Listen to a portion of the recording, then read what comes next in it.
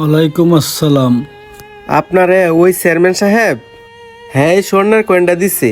আপনি এই কয়েনটা বিক্রি করিয়া আপনি আপনার বাকি দিনগুলা অনেক সুখে কাটাতে পারবেন। ধরেন কয়েনটা। ওই ভাইটা আমার সোনার কয়েন দিছে। আল্লাহ ওই বাইরে সুস্থ রাখো, ওই বাইরে বরকত বাড়াই দিও। আচ্ছা ভাই, তাহলে ভালো থাকেন, আর চেয়ারম্যান সাহেবের জন্য একটু দোয়া করেন। আচ্ছা যান। চেয়ারম্যান সাহেব উনি অনেক খুশি হয়েছে স্বর্ণের কয়েনটা হাতে পাইয়া। যাক, এখন আর ওই ভিখারিটার ভিক্ষা করতে হইব না। আল্লাহ সোনার কয়েনটা পাইছি, আমার ভিক্ষা করতে হইব না। দেখ খাইরুল, ওর কয়েনটা পানিতে পড়ে গেছে গা। আল্লাহ রে, আমার সোনার কয়েনটা হারাই গেছে, এখন আমি কি করবো, কেমনে খুঁজে বাই করবো?